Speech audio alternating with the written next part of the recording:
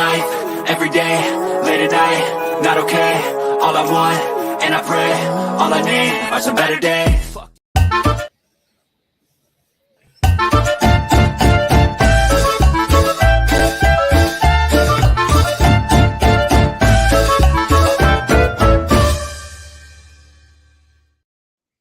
Good evening, ladies and gentlemen, boys and girls. It's Let's Talk Sport. It's the last ever Let's Talk Qatar World Cup.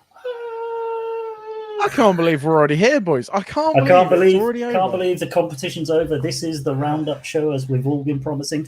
Heads up to anyone streaming in, watching on YouTube, Twitter, wherever you are. Apologies in advance. It's quite likely we get quite hair up. There may be some bad language, so we apologize in advance. So please bear with us as we dive into some of the things that we didn't talk about in our regular roundup prediction shows. I don't know where we want to start with this. I'm going to kind of dive straight in with, even before we get into any of the football, why did we go to Qatar? We know the bidding process, right? We know the bidding process was well dodgy. Even Blatters came out and said, yeah, I kind of got paid for that. So surely when him coming out and saying there were bribes, we should have gone somewhere else. I mean, do you know how much they invested in that though? 580 billion or something. Somewhere between 200 billion to 400 billion.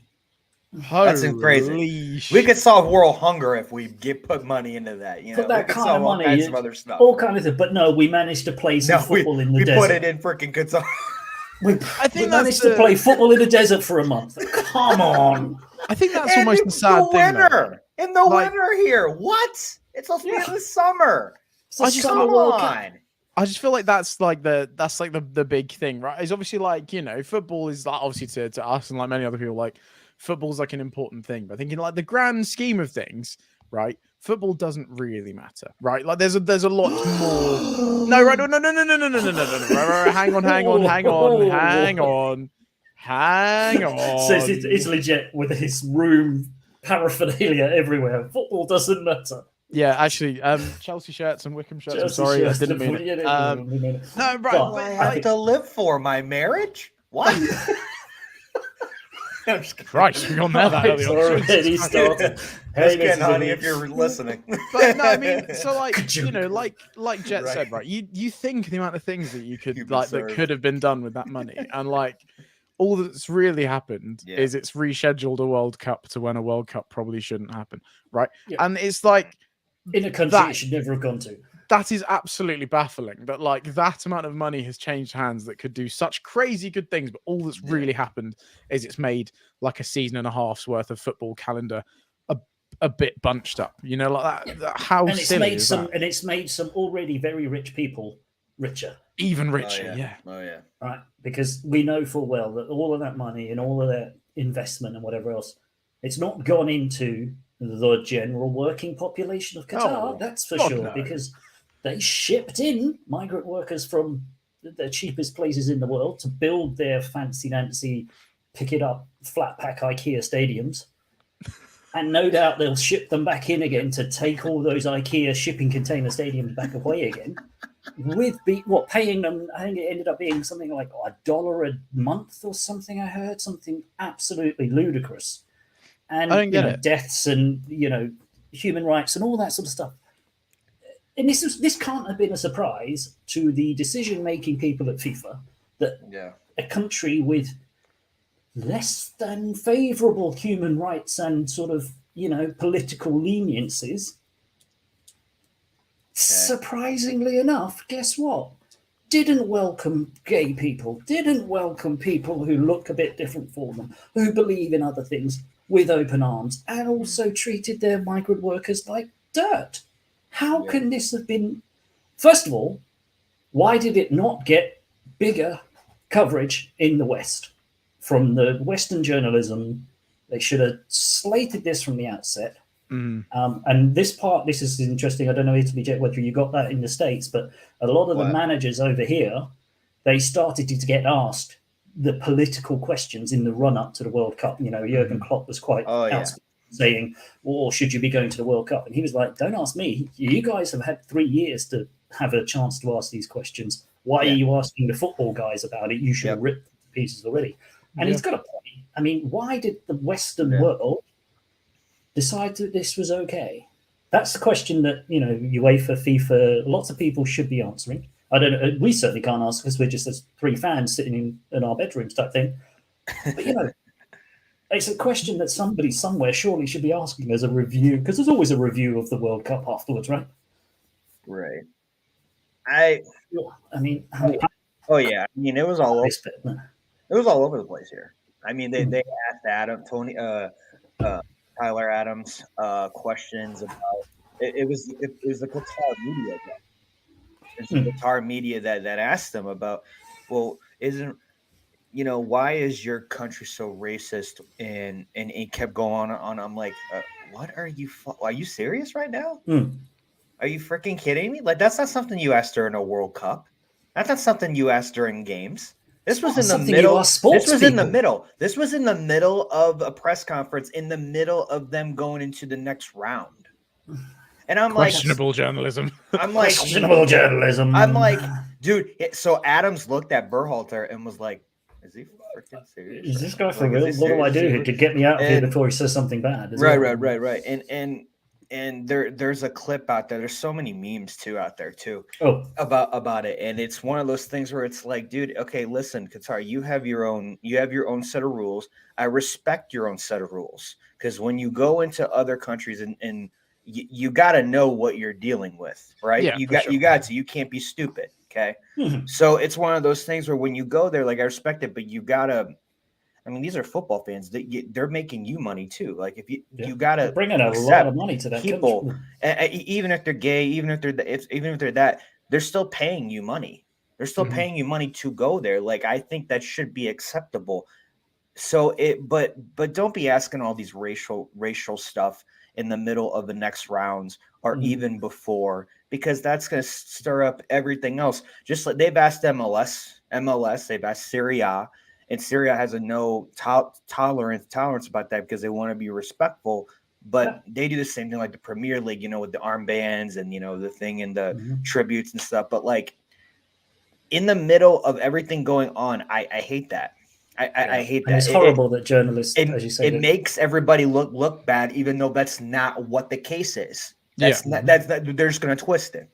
Of course they are. I mean, that's what journalism do. But as you say, why didn't they ask all those awkward questions of politicians and people who made the decisions, not the guys out there just earning a living playing football? Right. From the guys who went to play, I mean, at some point there was talk in the UK about, should the England team even go? Should they boycott it? Blah blah blah. Right. And there was, I think, a lot of them. Yeah. There's a lot of. I think there was a lot of people that were pretty close to actually, from a player's perspective, but probably would have taken that political decision. Yeah.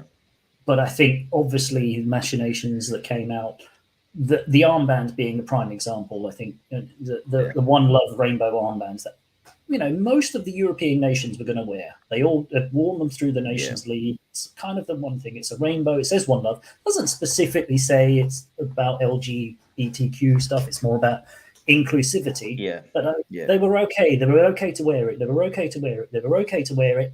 Suddenly, they were not okay to wear it. And suddenly FIFA went, oh, it's okay. If you wear it, you'll get not just fined, because I think most of the captains would have gone, fine us as much as you like. We don't care. Let's be honest. They're all paid. I was going to say they've got money. It's not as if money's going to be a problem, right? Yeah. Oh yeah. But it was then they suddenly changed it to like 2 days before the World Cup that if you wore that armband, you would get sporting sanctions, which could lead to anything from a yellow to a red card to being banned. It's like, well, hang on. Yeah. And it's like the Super League all over again. Yeah, it's crazy. It's just it's also not as if like stances like that don't happen in like other sports. I guess just off the top of my head, like I know, whilst wearing the Mercedes shirt, like whenever Lewis Hamilton like races in a country where issues like that are quite prevalent, he'll always have like a rainbow helmet on as like a it doesn't necessarily mean that, but it's just like it's like a little gesture, right? Yeah. So I don't particularly understand why like this has been such a big stink, like especially when like recently there's been like Grand Prix in Qatar and he's worn a helmet and it's been fine. Like I don't get why this specifically was like a nope. We're definitely not doing that. That is not okay. Like why? Why is there such a big problem? What control did the Qatari government have over FIFA for FIFA to impose sporting regulations on their own competition? FIFA own the World Cup. Yeah. Not a host nation. So how can a host It's nation... the biggest competition in the world. It's the biggest global televised competition. For this little thing. For that little gold plasticky thing. You got it back from... You got it back already? I mean, you just alone, was it? Or we have to talk about Sergio Aguero. I told Messi stop kissing it, and he gave it back. At least Sergio Aguero gave it back. No, he was smoking a cigar. We'll talk about John Terry moment later. But also, and then, this is, I mean, we haven't even started talking about the football yet. And then I have to bring this up. This, just before the World Cup, this just blew my mind. Oh, God, was this his speech? Oh, this was his speech. I have to do it. Oh, God. All right. This gets more painful the more times you watch it. Go ahead. Oh, no. I can't hear anything. No, me neither, man. It's just so bad. Just retire. Just stop. Go on a yacht in Dubai and just stay. I don't think he even knows what he's talking about. I don't, and most of the I think most of the journalists just sat there going, what is he talking about? This is the president of UEFA.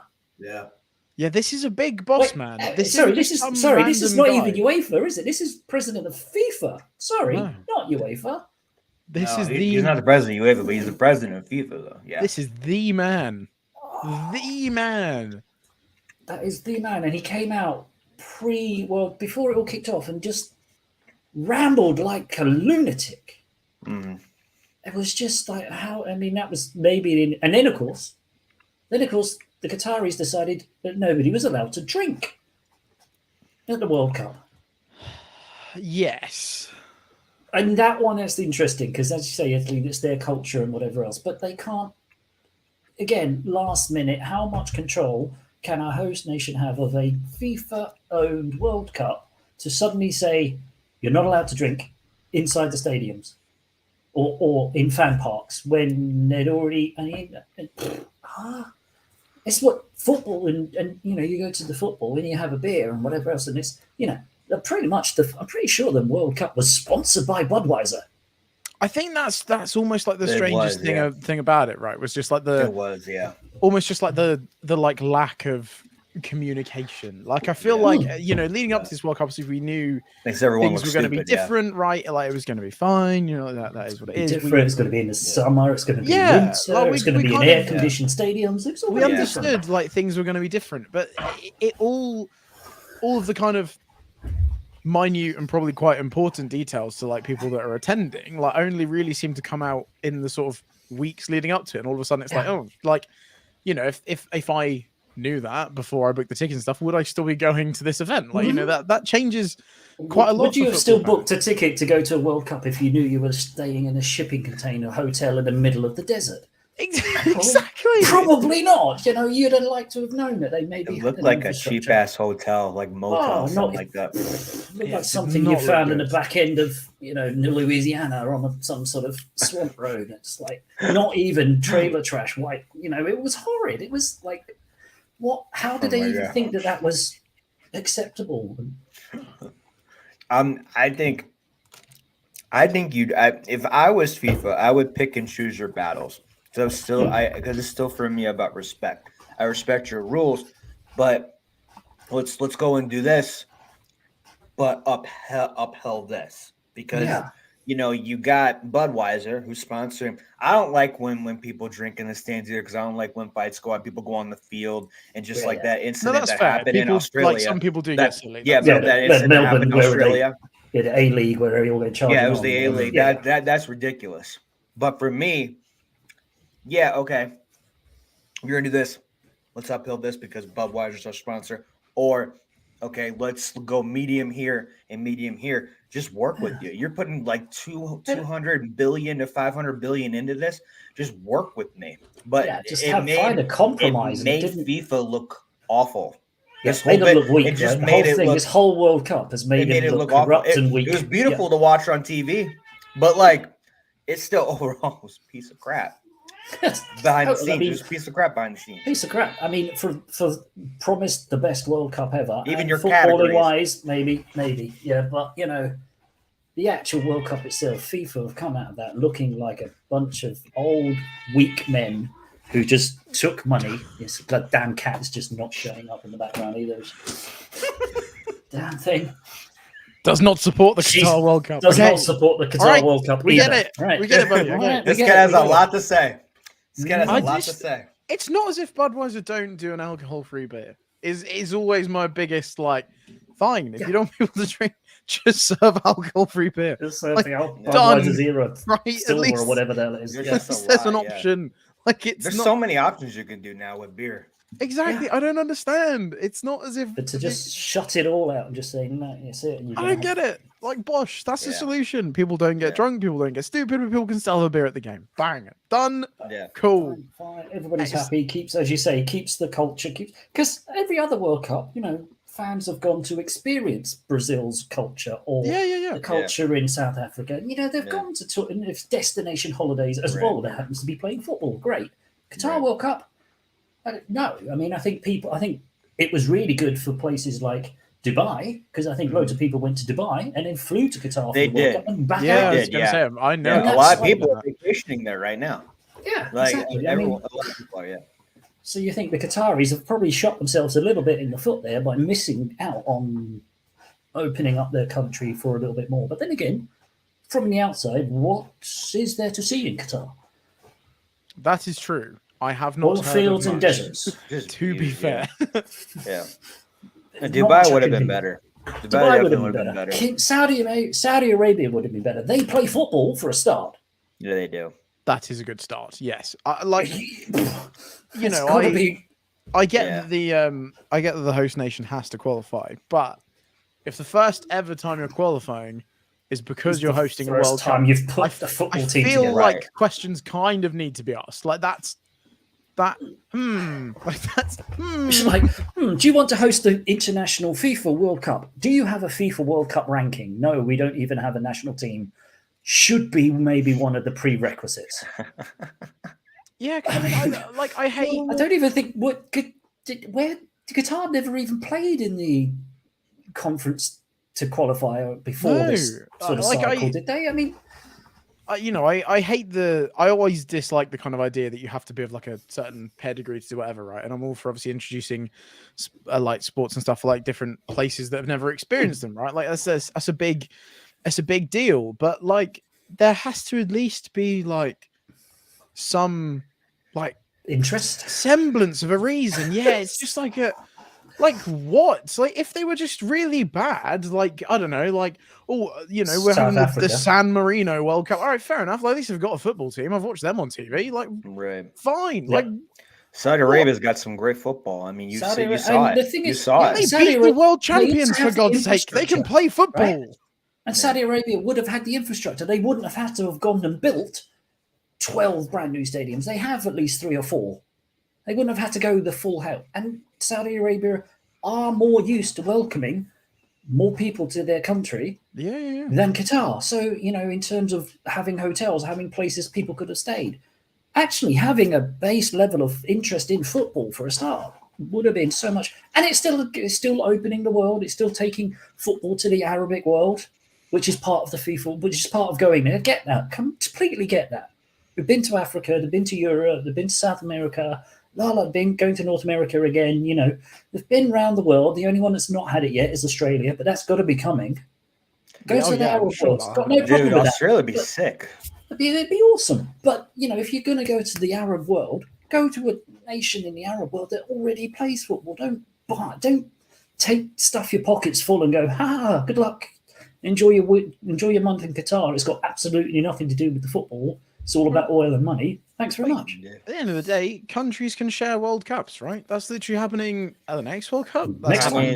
Canada, Mexico, and United States. Yeah, exactly. It's happened before. If Qatar wants to do the final because they have all this money to build a really cool stadium, fine, cool. But like you said, there's there are other countries in the region that it would make more sense for there to be football matches in. Like it is just as simple as that. And like I feel like as soon as it got announced that like this is where it was being held, it was like, God, that absolutely reeks. And like I just feel like all that's happened is over the course of the tournament and all the build up is like, it's just been proven. It's just confirmed all of the issues previous again. This is just my personal opinion when it comes to the media in Qatar. I think it's set up a lot of people to fail, including the United States with those interviews, including England with all the armbands.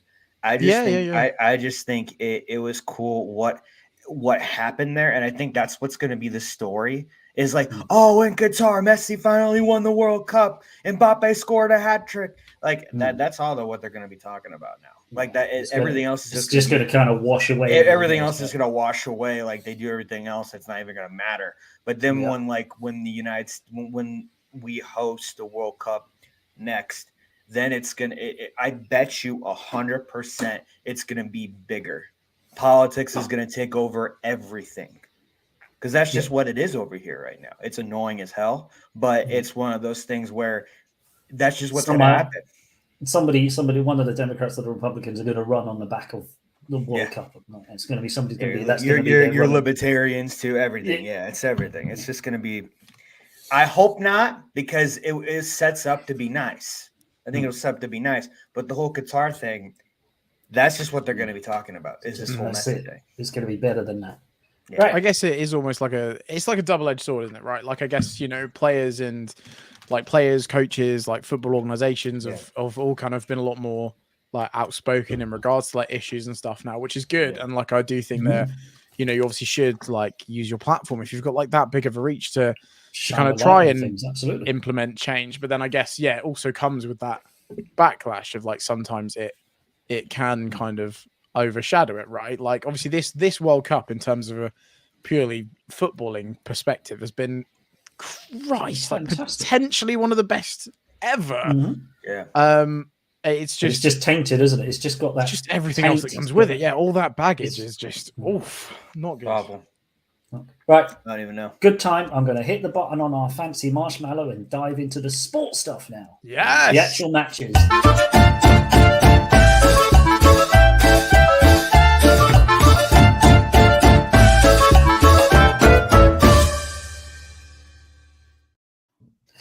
Oh man, I should. It's great. What I should have done is actually left the original edit of that video, because that last scene, where the Qatar symbol comes up, twists up. There's a little line that comes up at the bottom that says Qatar World Cup, worth dying for. But it was like I decided to cut that bit out because I thought that might have been a little bit too political. Should have probably put it back in just for this one. Just for this one. Just for the last episode. Mamma mia. Just for the last episode, because Dan would definitely welcome us back for that one. Crikey, yeah. Anyway, we'll never be sitting on the network again, boys. No. Now that we've got past the political side of things, as you can tell, some of us felt stronger than others. I think I was. Yeah, let's talk about the football itself. And do we want to talk about the football? Do we want to talk about the refereeing and the VAR? Where do we want to start? Let's talk about the football, then we'll talk about that, and then we'll talk. Okay, so good and then bad, and then we'll talk about the teams. Yeah, teams, managers, where things are going. Yeah. Let's do it. Okay. I think, Matty, as you just alluded to before we jumped into here, probably from a pure footballing perspective, one of the best World Cups that we've already all had the privilege of watching. Some of the matches were great, some of the shocks, some of the score lines, some of the ins and outs, the underdog stories, Morocco getting to the semi-final, all of the plus points were all on the field.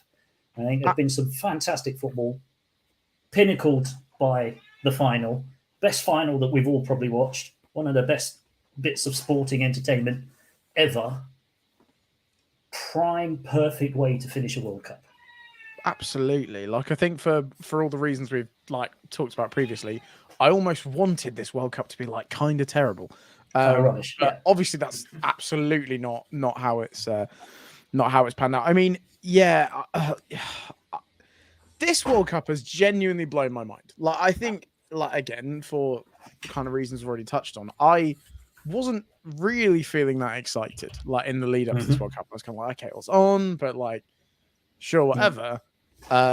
And then just the amount of shocks that were happening, like all the storylines going on, like it reeled me back in. And I'm so glad it did, because what a tournament. And like you said, it's just literally topped off by that final, which I still can't entirely believe happened. I mean, I missed a good chunk of it because I was out. I got back. Argentina were comfortably 2-0 up.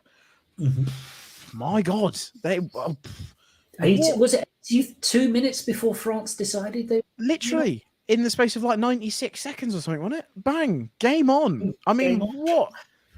Oh my God, what a final. 3 penalties in a final. Mbappe scores a hat-trick in a final and doesn't even win. That's the mental thing. Imagine scoring a hat-trick in a World Cup and burying your penalty in the shootout and not even winning.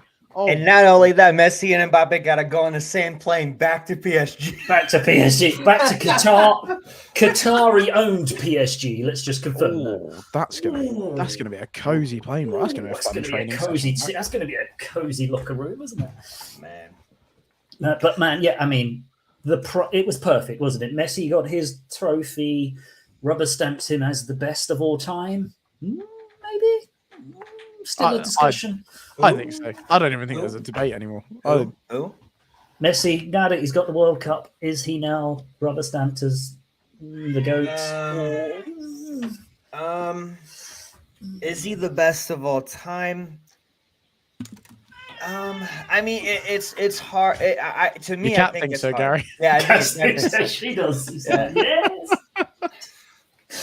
I'm going to put a microphone on her, see if she's actually talk more sense than me. Yes. Can we get cat cam for the next episode?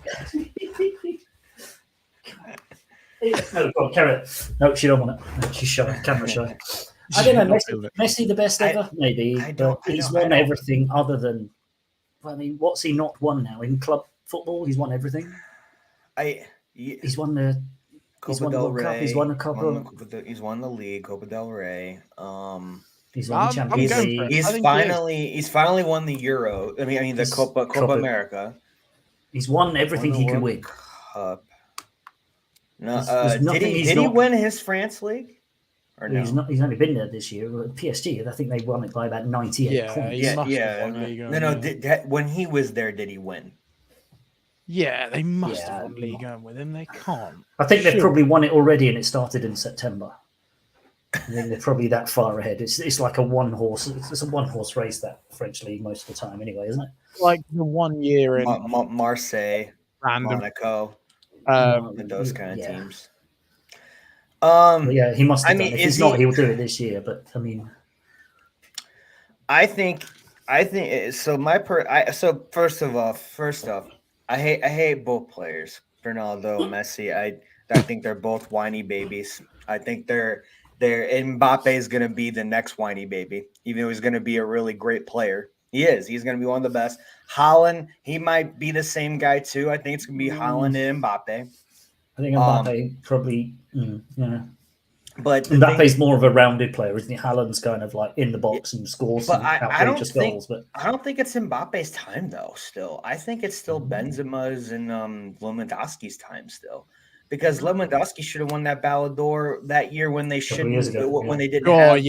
I mean, that was fixed, man. God. That was 100% fixed right there.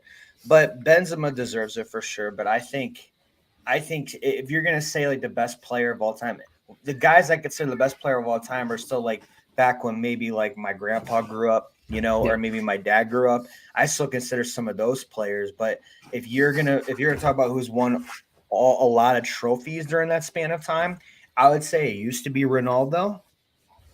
Now it's original or new one. New one. Mm-hmm. Like it new one. But yeah, Messi lately has been owning it. Mm-hmm. Like I would say better than Pele. Oh man, no. Pele's number one all the time. Yeah, Roberto Baggio is number one all the time. Maradona's got to be number. No, wait, it's got to be. I feel like it's always very like Maradona. Yeah, original Ronaldo too. He just never won a Champions League. And Yeah. Ronaldinho. He Don't forget changed Ronaldinho, the game didn't. for those 4 or 5 years, and he was just. Oh, yeah. It's so A lot of guys changed the game and changed the way of life in football and culture, like everything. Those core guys. I think that's the thing, though, right? Is like it is so hard to like compare footballers like between generations and stuff, right? Because you look at, I don't know, like managers like Pep Guardiola who've like changed the way that so many teams like approach football now, and it's like, well, you know, like would Sir Alex Ferguson have done it like that? No, he didn't need to. He did it his own way and won a ridiculous amount of things. And it's like, I don't know, Frank Sinatra. Yeah, did it my way. Would Alan Shearer work in a Pep Guardiola side? Probably not. Does he need to? Absolutely not. Look how good the guy is. Like, you know, it's. Yeah, his record I is think that's why it's outstanding, always so hard to like compare football, because you know, like when Pele was kicking about, it's a totally different game to like what Messi's doing now, right? But it's interesting now because I think the nuances of all the new FIFA games and everything else have allowed almost that kind of. You're now able to play with those classic teams, like your legends and your icons. Suddenly, your legends. Suddenly, you can actually almost compare, and you know the younger generation and the kids now think, well, Pele and Messi, we can play them against each other, and we can see who's better. And it's like, no, you can't, because at the time and on a computer game, it looks great, but as you say, Pele played with a ball that was probably the weight of half of the Argentinian football team, whereas Messi's carrying half like of a the bowling Argentinian football team on his back. So but you've got it. But the football times have changed. Like it wasn't like when I was a kid. It wasn't like when you guys were kids. Like, I mean, Ronaldo, Messi, Mbappe, all the big time players, they got away with a lot of crap. Like because they're big. They're big. If it was Ronaldo, Ronaldinho, Zlatan Ibrahimovic, even back in the day, they always got slapped with something. They were getting with the fine, and they did not let it go back then. Even with Pele, they didn't let anything go. Now it's like, oh, Messi, the great one. Oh, it's fine. Under the bed. We're fine. That's what it drives me insane about football right now. You know what I mean? I don't know if you guys agree, but like that's what kind of irks me more, you know. This is my other co-host on the show. What's up, my man? Yeah. How you doing, buddy? Thanks for tuning in. Yeah, it was a World Cup final. It was quite a World Cup final. But you're right. You know, the new guys today, they are the media darlings. They are allowed. Who's the face of FIFA? Much different. Who's the face of FIFA and UEFA? Who's the face of the cover? Look at it. EA Sports. You've got Mbappe all over it, right? You know, it was. But it was interesting. You mentioned it. You know, how much it was. Ordained, shall we say, preordained. It was written in the stars that the final would be Messi versus Mbappe. Whether or not it was going to get that way without some manipulation and some help, don't know, because some of the refereeing in the lead up to the final wasn't the best. The best. Good God. I mean, the round of, what was it, 16? The round of about 16, where it was just terrible, just bad all around. To be fair, 16 anyway. Credit where credit's due. Referee, World Cup final in a big spot. What a performance! Like, I agree. That was the best referee in this whole tournament. Who was the French player that dived? Because I when I saw it, Thuram. I was like, that's a dead cert penalty, and then he doesn't give it. Cards in for diving, and I'm like, oh my god, what is this man doing? And then you watch the replay, and you're like, oh my god. He's a genius. And also the third penalty. The penalty that Mbappe got to equalise to make it 3-3. No doubt in his mind, the referee was like, "That's a penalty straight." Everyone was like, "Really? What?" And it was like, "No." Spotted that one as well. He was spot on in the World Cup final. Yeah. But unfortunately, the fact that he was so good in the World Cup final highlights how bad everybody else made everyone else look absolutely dreadful. Yeah, right. Really was, because there was refereeing performances. Whether or not it's because they were weighed down because one pocket the another, I don't know. So wait, before we go on to refereeing, okay, so is Messi the greatest of all time now? No. Okay, he's the greatest of this generation. Okay, that's fair. Matty? No, I'll go for it. Yeah, I think he is. The greatest of all time? The greatest I think of all time. I think so. Okay. I think now lately of the generation, Messi right now, because of the trophies he's won and the people he's put together, I think Ronaldo, since he went to Juventus, and since he went to Back not to only Man U. Juventus and when he went to Manchester United, I think that hurt him overall. His playing ability, his mental, his talent. So His yeah, I'm gonna say legacy was Messi. tainted. Yeah, exactly. So now I really do think that this is Messi now, because now Messi's still at top team with PSG. So I think now I can finally say this. Oh my god, I hate saying this. Of this generation, I think Messi. Yeah, unfortunately, yeah. But I think you're right. I think it can only. I don't know if you can ever say categorically best ever. I think. Oh no, best there's of this There's no generation. way. There's way too many people. Yeah. No. Yeah. It's from different eras. Yeah, And it's that different changed the nuances. game. Yeah. It's Yeah. like And, anything, like it's subjective as well, right? Like Totally. one person that enjoys watching like what Messi does might look at Ronaldo and think, oh well, he's like not He's just a boring. Like, I don't one-trick think you'd pony. ever look at Ronaldo and say he's boring. But like, No. you know, He's a then you've one-trick got, pony, like, isn't he? He runs there's fast, just does his different. step overs, and that's all he does. Yeah. Exactly, There's if you're the looking work for ethic, what the type work of ethic that football Ronaldo or- can do. Yeah, like what type of football you prefer, or what type of like personality you prefer, right? Like I feel like Messi's maybe not like humble. I don't think you get to where he is by being like a humble, quiet man, but they are like different personality wise, right? Right. Like They're you different know, people. exactly. It's going to speak to people differently, and that's why I guess there's never going to be a concrete answer. Like even you can bring up all the stats and stuff in the world, you're never going to get everyone to agree. It's such a subjective thing. Yeah. I agree. Hands down. Totally Okay, agree. good. Wow, I like we all it. agree. I think we're all in agreement. Yeah. We're all in Okay. agreement. Very and nicely as nicely Richard dealt with, says, gentlemen. Congratulations to Argentina and congratulations to Lionel Messi. I mean, I that's guess. all we could say at the end of that. Well done. I guess, if we have to. Although Yeah, we I did like. Also, going back to Qatar again, I can't let it go. Why did they make him wear what looked like some sort of evil wizard robe? Oh my god. Did you see it? Did you Yeah. see it, Italy? What? He What? couldn't even go. He couldn't even go and lift the trophy wearing In the his iconic Argentina 10 shirt. shirt, yeah. In the iconic blue and white striped Oh, 10 shirt. yeah, He when was the wearing owner of some PSG weird- came in. Yeah. and just With hit the him with the off cloak. this- Oh, my God. There's a, That's right. I read what it was called, and I no way I could pronounce it. I think it was a I- Ishka? There's something, and Dude, it was don't like, even try. Don't even try. yeah, because I'll probably upset somebody, but Yeah. it's like, come on, there's a photo, it's one iconic photo, Yeah. it's Argentina lifting the World Cup, it's in their blue You and can white kit. tell Messi's just so pissed. Messi's He wants just to hold like, the he trophy. just looks like an old man wearing an old man's robe. Yeah. over It the looked top like of a it football looked like shirt. Luke Skywalker in his old Yeah. age. Exactly. And it's like, why did you Or make Darth him do Vader. that? And it's like, why, even at that moment, you had to kind of get some Qatari political nuance in there. It's like, Facts. oh, come on. Matty, Anyway. what do you think? Yeah, I totally agree with Gary. I just think what an opportunity that is to get him in that iconic 10 shirt, finally lifting that trophy. And not that it's been like completely taken away. Like I get you can like make it out and stuff, but it's just it's not the same. It's not the same. It's not what I waited all this time to have. God damn it. It's not the one shot they wanted to see. No, don't get me wrong. It's still a drippy photo, but it's not the same. God. It's not Fact. the photo we all wanted. No, it's not. Facts, man. Facts. I mean, it's Okay, horrible. refereeing. And there it is. Oh Look at him. my He looks goodness! like an What old the Look at hell? it. Look, he's like an old man. He's got his robe on, and he's like, "Oh, it's cold." It's Grandad Argentina. It is, and it's just they're all there in their iconic blue and white. There it is, and then there's him in this wizard robe. I don't know. Anyway, I got some Harry Potter did. maybe. Anyway, why Qatar? Get away from football. Leave it alone. Anyway, right. That's the final talked about. Mm-hmm.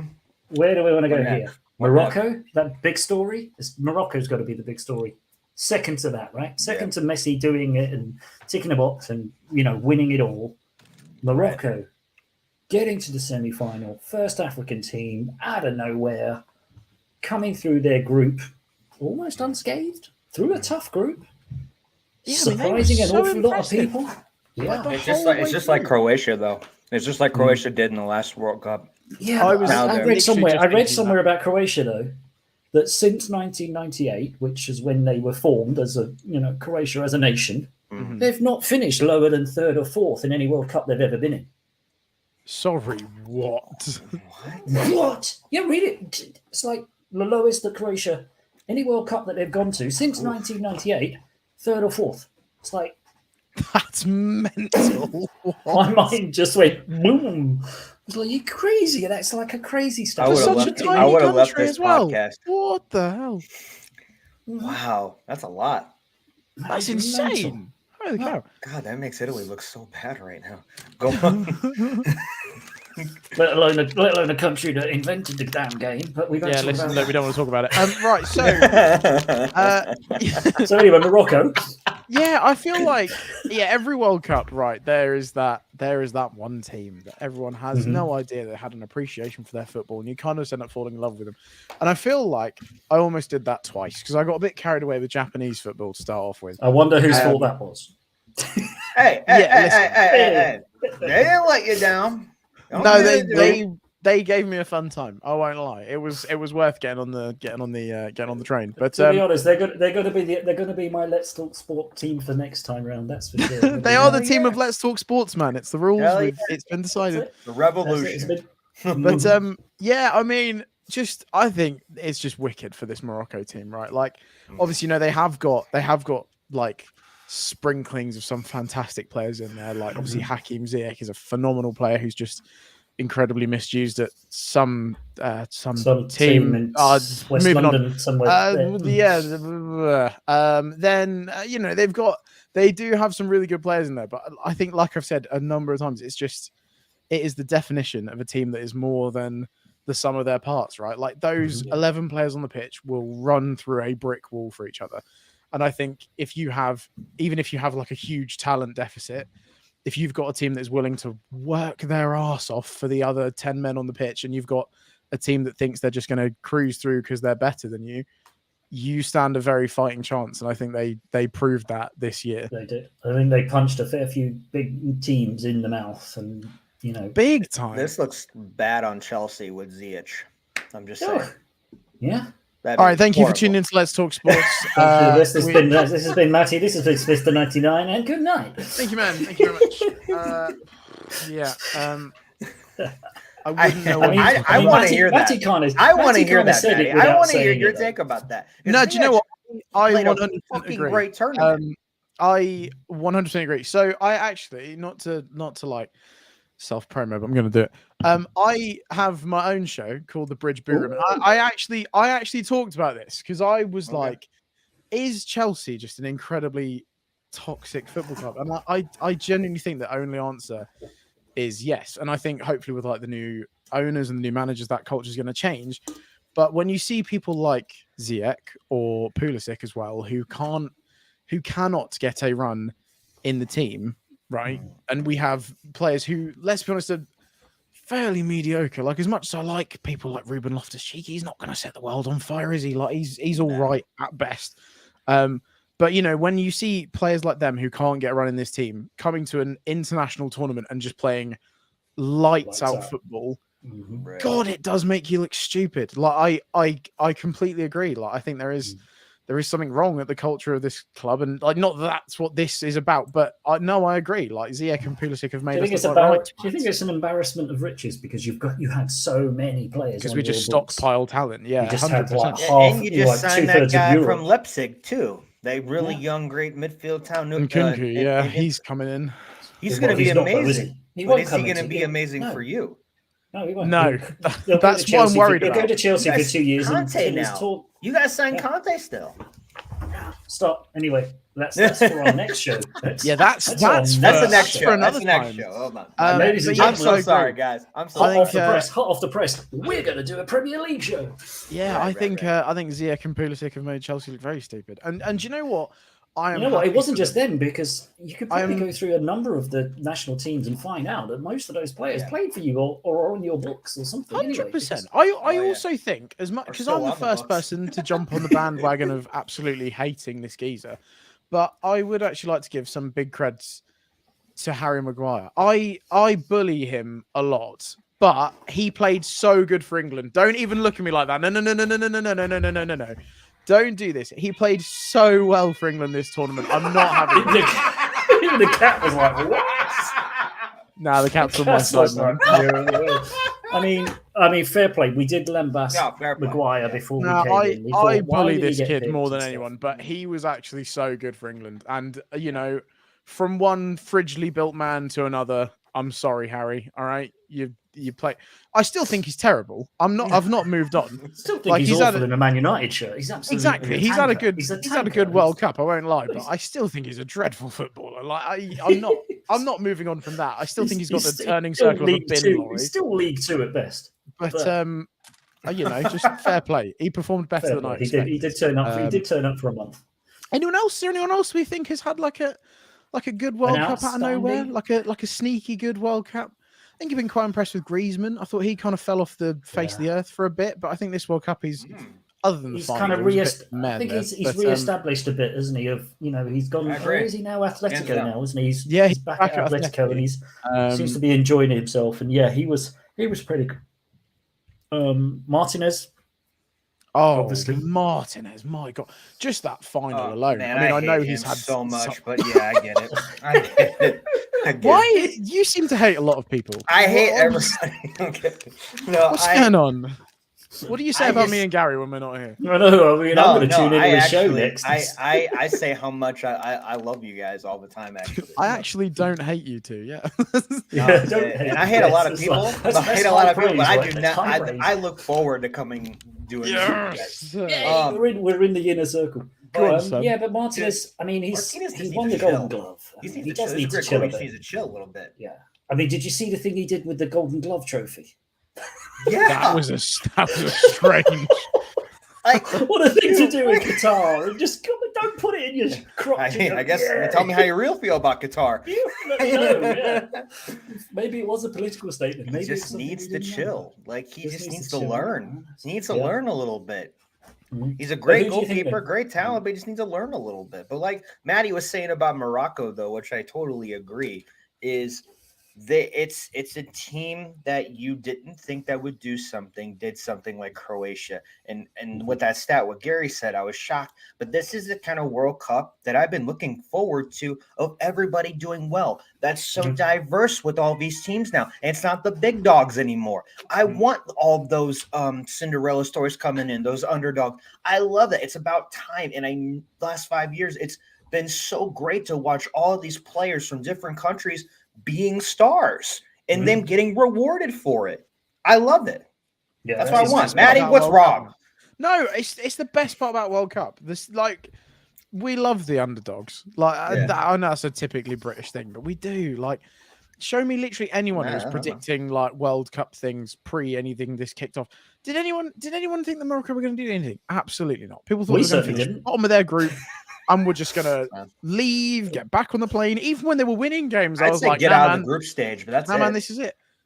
And I love it. I love it. I wonder whether or not, from that point of view, a lot of. I mean, you looked at it and it was like Cinderella stories, but when you looked at the last 8, and you kind of surprised and you went, "Oh, how many strong, big European teams are in there?"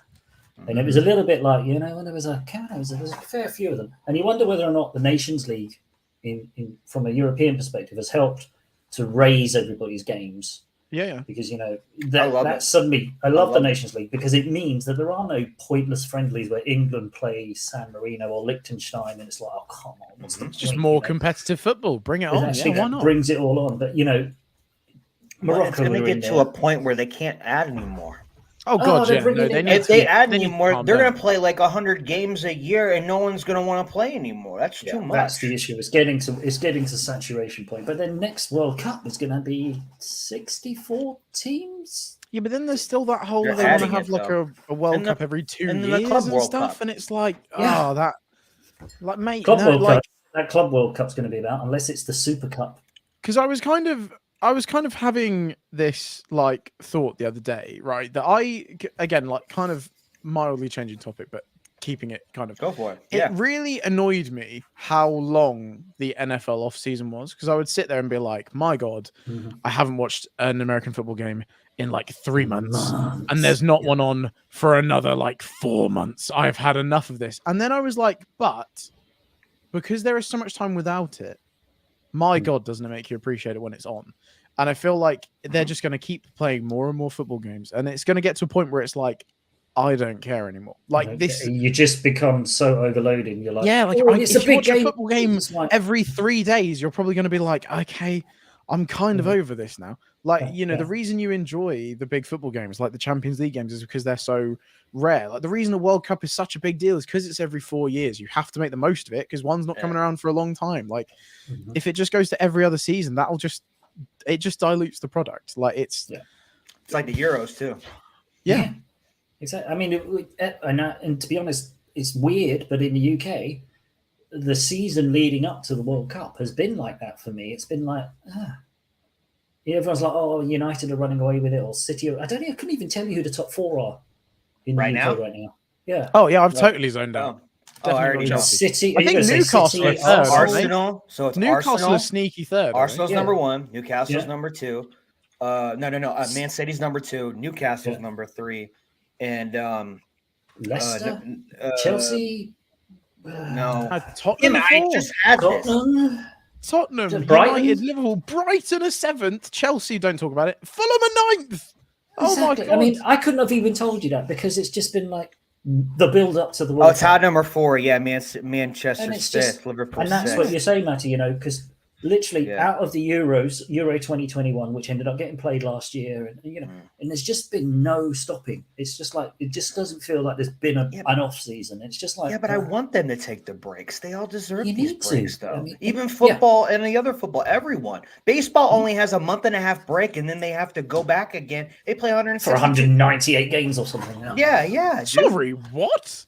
Oh, yeah, baseball season's games. Like They play 165 games a year. Get to the wild cards and the playoffs, and then they gotta play for their national teams too. Sometimes, Jesus Christ, it's crazy, man. That's a crazy one. But anyway, but F1 is another one, Matty. You're looking at your T-shirt. They're going now from pretty much February to December. There's not really much like of a 23 race calendar is nuts. Like but anyway, that's another show. It's cool. Like, don't get me wrong. Obviously I love watching sport. Like we all do. That's why we are here. Like that's the point of the channel. But you can't just keep piling it on and on and on because otherwise it dilutes the product, right? Like teams are suffering more injuries than ever because players just can't play fit. Like can't play all the players time. cannot play like with injuries, 65 games a season, then have like 3 weeks off and then go again. Like that. Humans just are not built to do that. Like it's insane, isn't it? Mental. Especially when you're thinking, if you're listening FIFA and UEFA, because obviously you're obviously watching our show. Just take note. So we want winter breaks.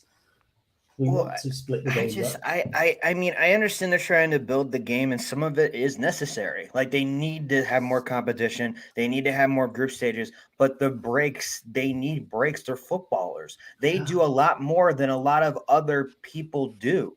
Like hockey, they don't get that much breaks, and then football, they get like 4 months, but they got to go right back to OTAs. So but it's all about the money.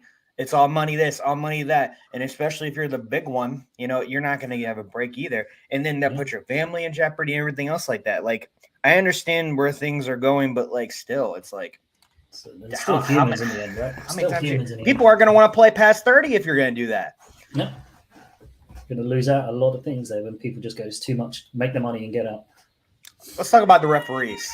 Let's talk about the referees. That's right. They can't want to talk about referees. There you go. Nice segue. Nice segue to go from making your money to getting out to talking about the referees. Maddie, I want to know your take about the referees. I know me and you talked about it a little bit. So, mate, it's appalling.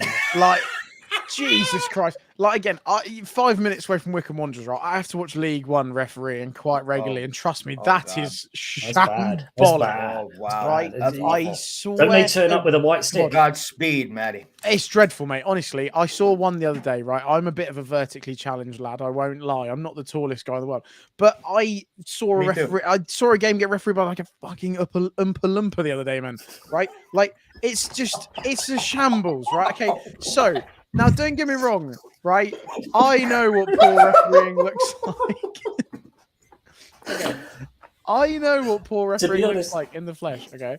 But at least... There were some Oompa Loompas at the World Cup. Yeah, but at least that's just a League One game, right? Like, it's a fairly big deal, but like, it's not really going anywhere. Like, it's not the end of the world. Like, a bit of poor refereeing, fine, whatever. It's probably a part-time guy who's just given up his Saturday. See, the cat's a Wickham fan. She agrees. Right, so like, fair play. Guy's giving up his Saturday, like whatever, and he doesn't have VAR, so fine. If he's going to make mistakes, he's going to make mistakes, whatever.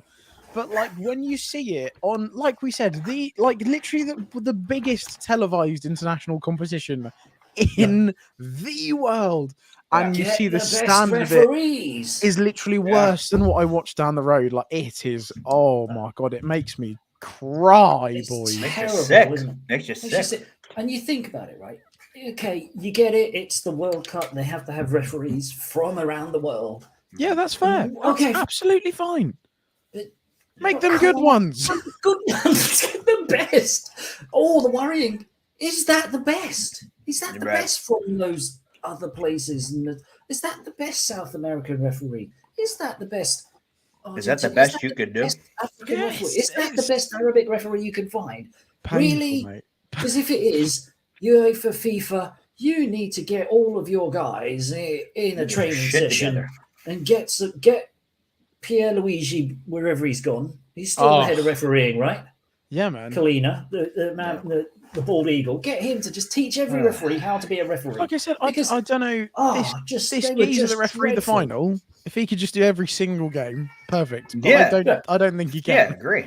I think the poor lad might be a bit tired. Might be a bit tired, but I mean, just get some of the. I mean, or you know, totally get. Bring some of the emerging nations to the World Cup to learn, but make them run the line. Like do the assistant stuff before stepping in. Don't have a team from Qatar running the line and being the referee or somewhere in San Juan.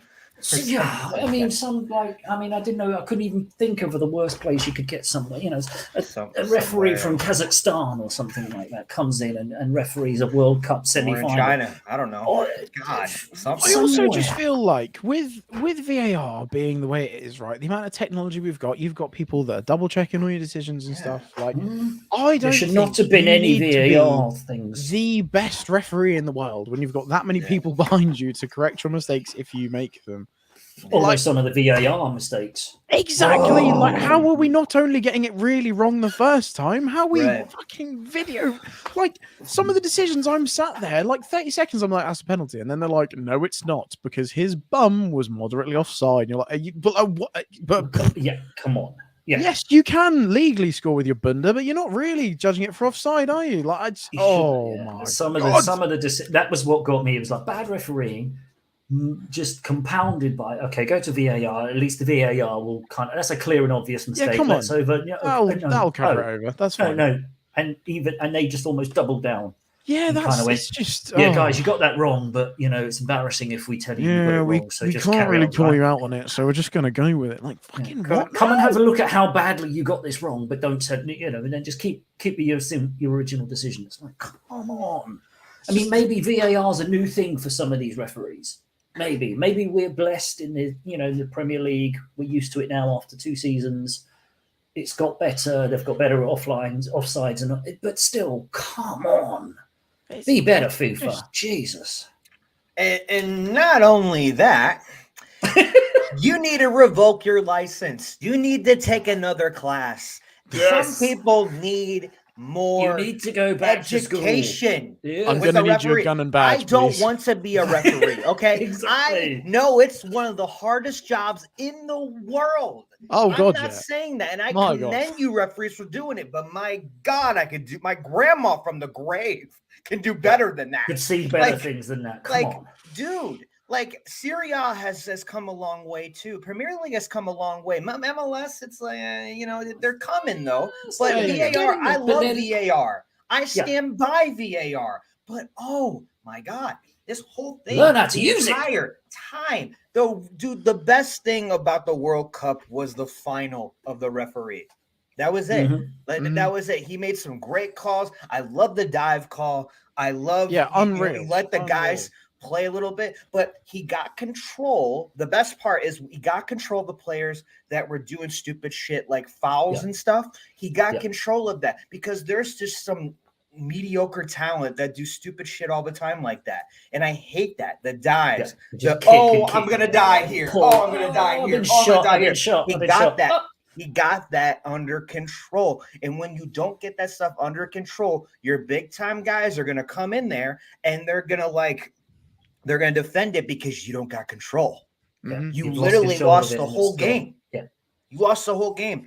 They need FIFA and UEFA need to reevaluate that because I've seen some great refereeing all the way around except the Euros, the Nations League, and FIFA World Cup, even the freaking Copa America.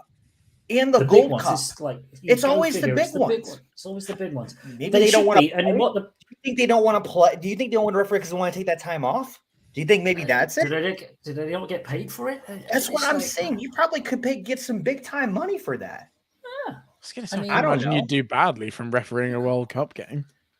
Some of it's mediocre talent anyway. Didn't he go off to Saudi Arabia and get paid billions to be the head of refereeing? Especially what Qatar has put into it. Yeah. Got to be money involved, right? Dude, they could pay me $1 billion to do it. I'll freaking do it. I'll teach them how to not referee because that seems to be what's happening. I don't know. The Premier League is right because, you have a bad game. Can do a better job. Man. I might just need like an electric scooter to keep up with people. I'm not running around for 90 minutes. Jesus Christ, you see me? But get one of those little. I'll get a Vespa. You get a scooter. Gary gets a plane. Yeah, what was it for the Euros when they had those little cars to bring the balls onto the pitch? Can I just ride around on one of those bad boys? One on each foot. I'll be like Waluigi and Mario Kart with my legs hanging out the side. I'll be like, great. But yeah, I mean, oh my God, throw him a mushroom. I don't get it. But the Premier League do that well because they do kind of go. If you have a bad game, you're not refereeing the Premier League next week. You're going back to the Championship, or you're going. So they keep them on their toes. Syria doesn't do that though. Unfortunately, some of the refereeing nations they kind of. Once you get there, you kind of made it. And so you don't then keep that constant level because, you're the number one referee in Ecuador. They need like a boss on the field. They need a boss on the field to manage them too. And just kind of go, you guys are off. Sub the whole lot out because there was some refereeing and there were some official teams that you could have just gone at halftime. Guys, go and have a bath. We're bringing on. You're bringing on your subs. I think at the end of the day, even the best referees are going to have off days, right? But that's fine. But they bounce back. Yeah, I just feel like watching some of those performances are I'm genuinely not entirely sure you've ever seen a game of football before because I feel like a lot of football, right? You can read and understand the black and white rules, but a lot of it when being a referee is there's context to it, right? It's okay, well. I guess, yes, if you read by the letter of the law, that's a free kick. That is a foul. But in the context of the whole situation, you'd be like, well, no, you'd just give advantage or something like that, right? It's difficult. Like you said, Jet, I would not want to do it. My God. I think the amount of the amount of abuse you get as a referee, if you make the right call, whoever death team threats, everything. They have, and that's at the top level. You got to get through the grassroots level, which is even worse when you get. You're damn right. I bullied that fella that refereed Wickham the other day. No, I'm joking. But he's got your name and number now. We are not. He followed you home. Not on each other's Christmas card lists. But it's so I wouldn't want to do it, but especially if it's for the biggest tournament in the world, right? I said, if there's a bad referee at a League One game, sure, Wickham fans are going to get a bit upset. Whoever we're playing is going to get a bit upset. But other than that, no one's really. In the grand scheme of things, if you watch a ridiculously good game of football, imagine how different that final would have been if the referee was terrible on Sunday. You would have ruined probably one of it. You could have ruined one of the greatest games of football of all time. I think we're so lucky that at least that game was officiated well. Because my God, if they'd have ruined that, you'd be fuming, wouldn't you? So, like I said, UEFA, FIFA, if you're seeing this, get your shit together. Do better. Do better. Last thing to talk about. Sorry, Gary, I'm going to take it over your role now. Like I have a role in this. Please God, don't. You think this chaos is organised? What the hell? Don't give me the role of trying to control you two. I'm not a referee. We have no control. Where do these teams go in the future? Where do these teams go? Southgate's coming back. Enrique's coming back. Louis van Gaal's going to stay. Where all these teams go? Yeah. Where do they go? Interesting. What's the next step? I think Argentina. I'm just thinking of them obviously because they've won the thing. Because my literal thought was winning the World Cup with Messi and then trying to defend it without him is a madness of a thought. That's not just like a. Oh my God! Okay, my main thing was going to be that they are in need of I think it is going to be a regeneration for them between the next World Cup. Like people like Otamendi, it's like still playing for the national team, and like he's a great centre back, but he can't be a spring young chicken anymore, right? Like I remember him playing for City like 6-7 years ago. He's got to be like 59 or something now. Exactly, and I feel like there's a lot of like Di Maria is still playing a big part, and he's a fantastic player, but again, he is getting on. And I think there are going to be some big pieces to that Argentina team that are going to need to be restructured. I think that's going to be interesting looking forward. That's like, especially just like I said, for them trying to defend the crown with probably a totally different looking 11 is going to be weird. Be interesting. Okay. France, on the other hand, not much change. France made, they're pretty young. They'll be fine. They'll be all right. Giroud probably won't make the next one, but the rest of that squad. Giroud will be the manager, man. Yeah, but I don't think Deschamps coming back. Hot take. I don't think Didier Deschamps coming back for a third one. I think he's apparently Zinedine Zidane's taken over, right? Is what I hear. That's not what you want. That's not what you want. You don't need a manager with an ego that size. And a player's coach, the way he does things, he fucks with people, dude. No, it's like Thierry. It's like we said about Thierry Henry of Belgium, right? It was like it was. Completely ruined. Oh my God! He ruined the Belgian side. 100%. Because he turns up and all the players go, "Damn, we're not as good as him," and he's 39 and not playing anymore. They listen to him more than they listen to their coach. Yeah, you can't have Zinedine. Can't do that because he'd be regaling them with stories of how he did this, that, and the other. And we should have been coaching and doing football. That'd be a bad move for France. Hey, great, do it. I think England's going to be fine. Southgate, there's pros and cons to Southgate, right? But everything, I think England's going to be fine. I love the talent you guys have. You guys had a lot of injuries too that should have played in this World Cup too. But I think you guys are going to be fine. I think France is going to be fine. I think Portugal and Argentina are going to be fine, even with or without Messi and Ronaldo, because they have talent behind him. Yeah. They have some really good guys. You know what Enzo is going to be worth for Argentina? Dude, it's going to be amazing. And Portugal's talent with Rafael Leao, and then they still got Bernardo Silva. I mean, they still got guys. João Felix. They're going to be how fine. Good he is. That Ramos guy who came on and scored a hat. Yes. Spain's going to be fine. All these people, they think, the whole world's going to. Now they've got a new manager. Now they've got a new manager. Spain should be okay. And then Brazil's going to be fine even with or without Neymar. You've seen it; they proved it. So what do we think? Does Neymar make it to the next one? God, I hope not. I hope for Brazil's sake. No, I hope for Brazil's sake. No, he's a liability.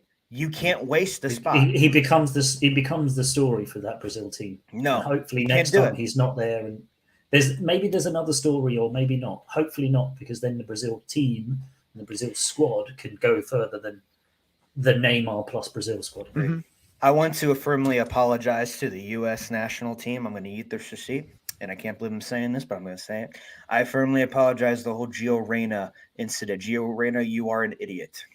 You caused a lot of crap, especially when the first time in a very long time going into the round of 16, and you're causing all this stuff.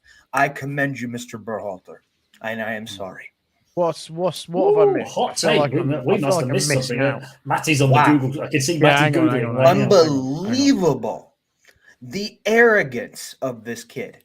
You are some of the best talent in the world, but they almost sent him home too. Yeah, I just got to that part of the article. But they didn't. And you embarrassed not only your family, but you embarrassed Dortmund, because Dortmund doesn't know what to do with you now. Dortmund was shocked on what was going on. What's here, Matty? It's crazy. I'm reading reports on very bad behavior. They're not going into much detail, are they? Just bad behavior. Bad behavior, apparently. He's a naughty boy. in the locker room stayed strong. They stayed strong. I give much props. You can see the behind the scenes when United States were celebrating. Gio Reyna just walked right past. He had a horrible look on his face. Hey, I commend the U.S. national team. Berhalter, I commend you. I am wrong. I am wrong. We didn't know about that. They kept that quiet until afterwards. Then, by the sounds of it, they did. It came out literally a week later after they were eliminated. Oh, I can also see that. I've gone down a rabbit hole there. So Gio posted an Instagram thing. Yeah. Kind of like not really saying sorry and almost kind of. He did a public apology though, but I'm sorry I got caught. He was lazy. It was almost like a sorry I got caught type thing. Basically, Gio was lazy. He's gone with the I'm disappointed that there is continuing coverage of this matter, as well as some highly fictionalized versions of events, and extremely surprised that anyone on the US men's staff would contribute to it. So, like, that's really a problematic response, because even if you do believe you're in the right, I feel like going all out and being like, I definitely am.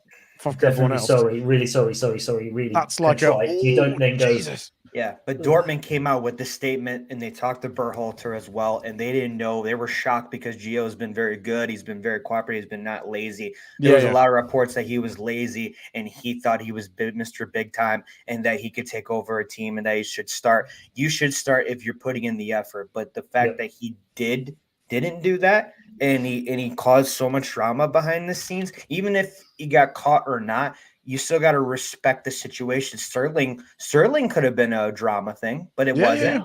No, but it wasn't. Went home, Asked to come back. I agree. Didn't demand to come back. I agree. Asked if you could. I mean, so interesting. And the fact that they kept this quiet after the war, after they got eliminated, props, man. Fair play to the coach. Fair play to the coach and the backroom staff for dealing with it. Interesting. I don't think Reyna's going to be in your squad then. I don't know.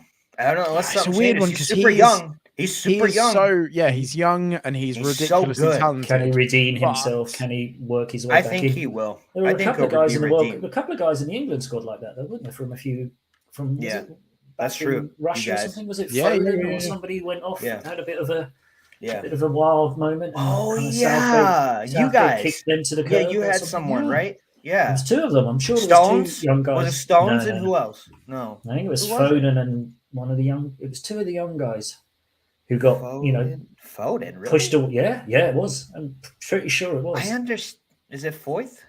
No, Foyth's on the other team. No, he's on. I know what you mean. No, I know who you're talking about. Had our fair share of drama. Yeah, there was two young ones from Russia who kind of went off and did a bit something, and then Southgate went on. Actually, out of the squad for the next period. Arsenal player. Saka? No, not Saka. He's a defender. Was it Ben White? There you go. Ben White. There you go. Yeah. Ben White. Because to be fair, he did. It was Ben White. Leave. He didn't then have to leave as well. So there's interesting things out there. But I suppose as you say, Southgate's sticking around for England. It's a level of continuity.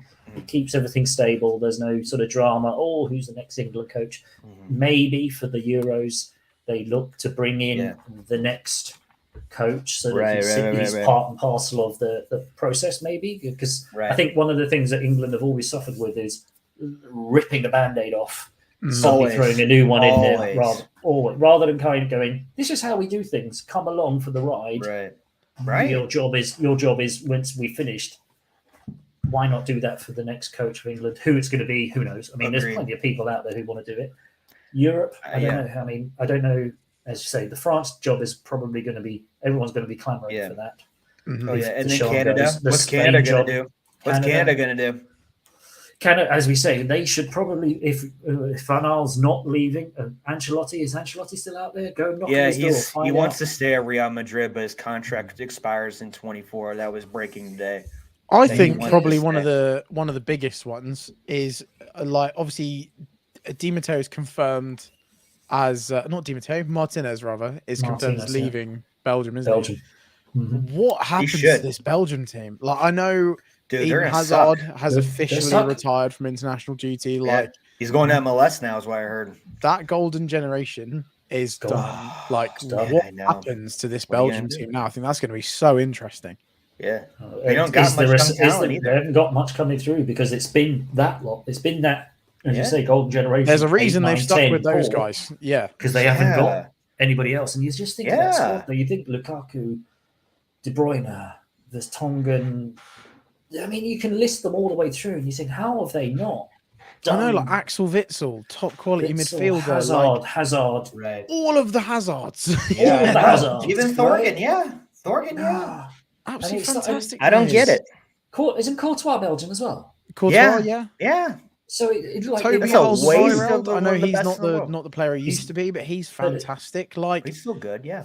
it's insane. Like, it's crazy. It's Man insane for man, that that is one of the And De best squads out Bruyne. there. What's De Bruyne gonna do? exactly. He's the one causing a little bit of the issue, but like it's It's just it's mental. That It'll will be go interesting, down as yeah. one of those teams that is like, how did they never win anything? I don't know.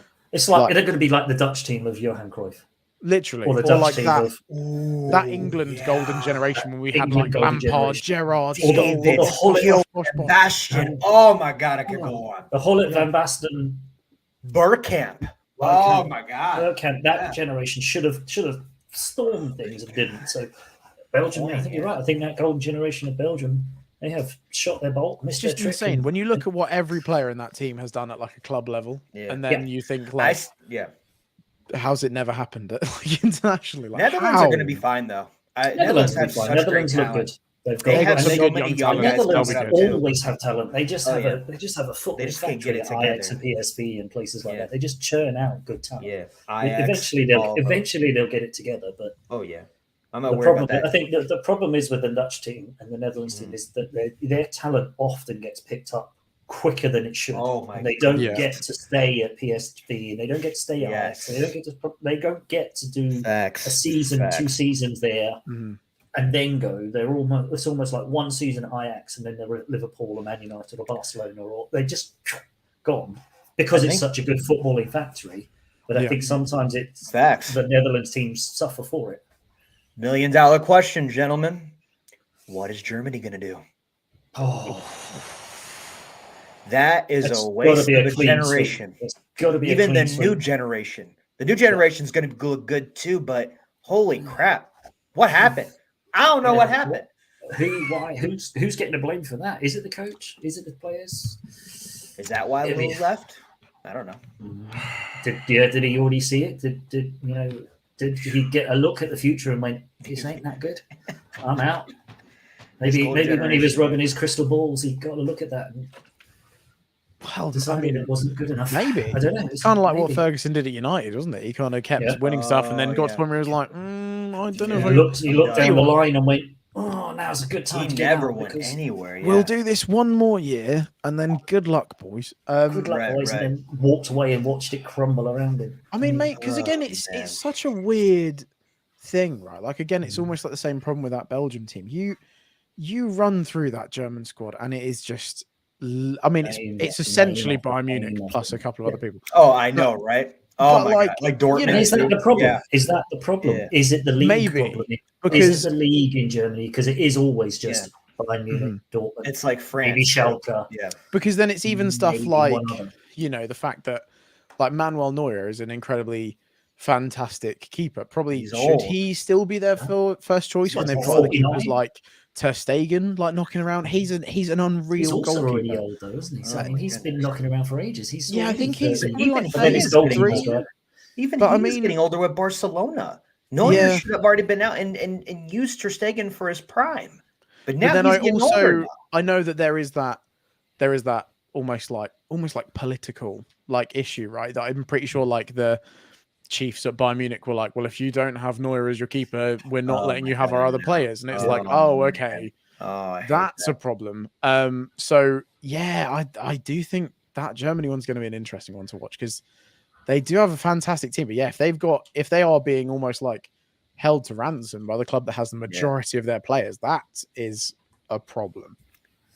I mean, and not only Germany, it's some of these big guys are going to have to make some decisions because these small teams are coming and they don't give a shit who's in their way. And that's what we need needs to happen. This will be interesting for France going forward Just take it as 30. a country. As a country for France, this is going to be interesting, right? Will the players who used to sign up to be French now feel that being Moroccan, being Senegalese, being Tunisian, being just like Lapointe, it might be like a better opportunity for them, I suppose. Yeah. Will they suddenly go, hey, if I sign up and be France, I'll be 15th on the list of playing in midfield. right? I could go, hey, my grandmother's Moroccan. Yeah, Like, that's what's going to happen. Because that's what's happened. That's why the France team is so good, because they have swept up the Congolese, the Senegalese, the Moroccans, and everybody, and made them all part of the French national team. Will there be a go out the other way?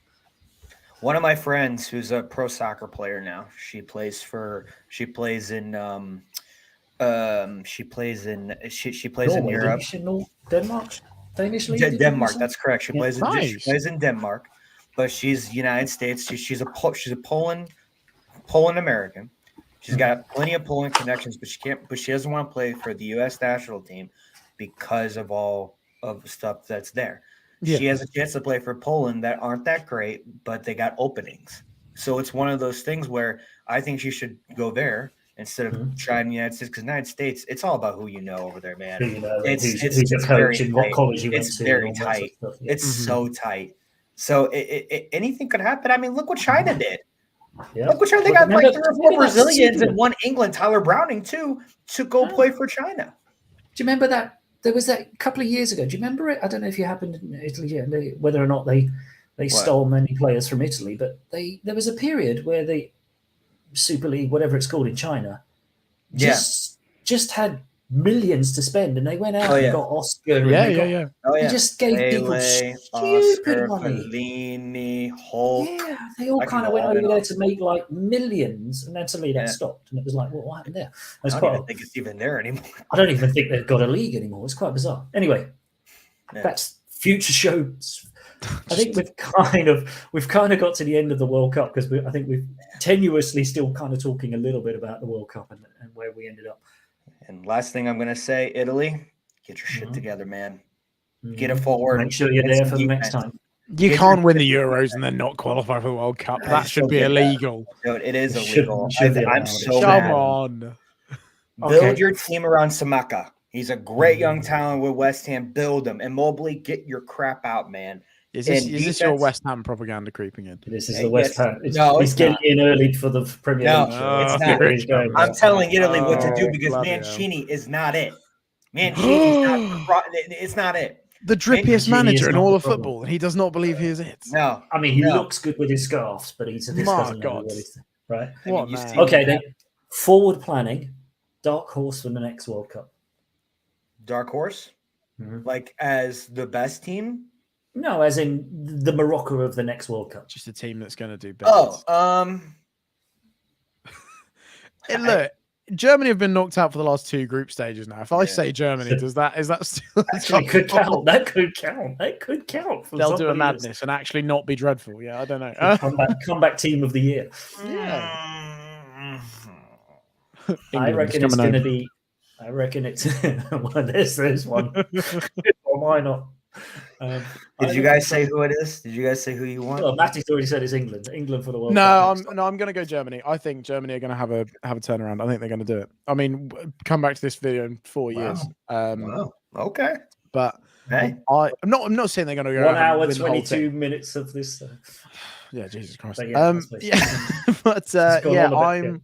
Dan said, 30 minutes I gave you guys. 30 minutes. 30 minutes, man. Yeah, hour and a half. Who do you reckon? Yeah. Who have you got in Italy then? What, I want to hear you first, Groovy. Mine? Ecuador. Ecuador. Ecuador. I love it. Me, I have no faith in Italy unless Mancini's out. So I'm going Saudi Arabia. I love the coach. Yeah, he has done, if you see Renard's track record with all the teams he's coached, he has done a phenomenal job. Saudi Arabia, your next Morocco. There you go. Bookmark it, come back in 4 years and tell us how badly we did, because the and Japan this time around were so good. And Japan. We can't forget Japan. And don't forget, next World Cup rolls around. Next World Cup rolls around, we're all wearing Japanese kit, right? Too bloody right. Too right. Gentlemen, I've had a blast this month. This has been so great. Meeting you guys, having a chat, doing I this. genuinely can't believe it's over, man. I know. I believe it's been done. I'm sorry, Dan. This had to happen though. An hour and a half. I'm sorry. I'm sorry, it was going to happen. We did warn you it was going to be a wrap-up show, and we've kind of wrapped. We have Boy, covered we wrapped it up. We've given our outtakes. We've given our thoughts to FIFA and UEFA. So Oh wait, there's more. Just one more thing. Yeah, hang on a minute. Hang on, wait. Is there? No, seriously. No, is there one more no. thing? All right, good. Talk about like future shows, shows. I was going to say we are going to get back together again. Probably not for the first week of the Premier League starting because it starts on the 27th, and there's kind of Christmas and everything in the way. That's going to be carnage, yeah. Carnage. It's going to be carnage. So maybe for the second week we'll try and pan something together. Yeah. We'll get something in. Matty, you and I, and a friend of mine called Lucy, we're going to do an F1 show. I've just told you about this, so just so you know. Italy, we'll try and do a Serie A. Maybe we'll catch up. We'll do something back to forth, and then I'd love to get more into like European football and stuff. Champions League rolls round. We'll do a Champions League show. Conference League, Europa League, cool. Yeah, mate. There's always going to be football to talk about. There's football to talk about, as we just said. The season never ends. So stay tuned. There is no off-season. And then the Euros and Nations League is going to be here. Let's go. Who knows? It just never stops. It just never stops. This is the dream team, people. Get used to these faces. Or the terrible trio, one or the other. I mean, you choose. Right. Yeah, thank you. We are the face of Let's Talk Sport. Jesus Christ. That's really bad, isn't it? It's really bad. I appreciate anyone who did tune in. I appreciate if you stuck with us. We've had a blast this last 5-6 weeks. It's been great meeting you guys. Love you guys, and we'll speak to you soon. This has been Let's Talk Sport, FIFA World Cup Qatar 2022. We're out.